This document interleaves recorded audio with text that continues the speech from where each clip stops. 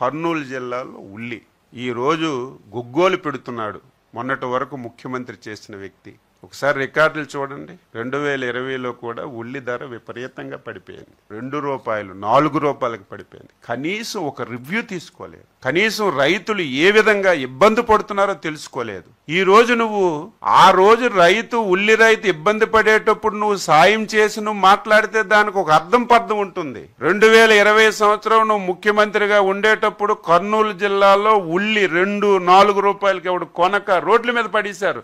మీ పాత రికార్డులన్నీ చూడండి, మీ పేపర్లు చూడండి. ఆ రోజు ముఖ్యమంత్రి ఒక రివ్యూ కూడా తీసుకోలేదు. ఆ వ్యక్తి ఈ రోజు వచ్చి రైతులకి ప్రభుత్వం అన్యాయం చేస్తుంది, ఉల్లి ధరల పతనమైపోయి కొండం లేదని నిస్సిగ్గుగా నిస్సబ్జుగా అబద్ధాలు మాట్లాడుతుంటే బాధ ఆవేదన కలుగుతుంది. ఈ రోజు ఉల్లి కర్నూలు జిల్లాలో ఉల్లి పండింది. మీరందరికీ తెలుసు, లేకపోతే మీ పాత్రికేయుల జిల్లాలో ఉంటారు, కనుక్కోండి. ఎప్పుడు ఉల్లి ఆగస్టు నెలలో ఎప్పుడు రాదు, సెప్టెంబర్ నెలాఖరికి ఉల్లి వస్తుంది కర్నూలు జిల్లాలో. ఈ సంవత్సరం వర్షాలు పడ్డాయి. రైతులు ఆందోళన చెల్లి ఇంకొక 30 రోజుల తర్వాత తీయవలసినటువంటి ఉల్లి పంట ముందే తీసేశారు. దీన్ని ఎవరు మా దృష్టికి చెప్పలేదు. పేపర్లో పడిన వెంటనే, టీవీల్లో వచ్చిన వెంటనే, మా ఆఫీసర్ చెప్పిన వెంటనే ఇలా రకంగా ఉల్లుంది, ఇంకొక 5-10 రోజుల్లో ఈ ధరల వల్ల ఇబ్బంది వస్తుందని ముందే ముఖ్యమంత్రి గారు గత నెల 28వ తారీఖున పేపర్లో వచ్చిన వెంటనే అరైవల్స్ వస్తున్నప్పుడే ముఖ్యమంత్రి గారు మీటింగ్ పెట్టి ఏం చేద్దాం, ₹6, ₹8, ₹7 పడిపోయింది, ఏం చేద్దామంటే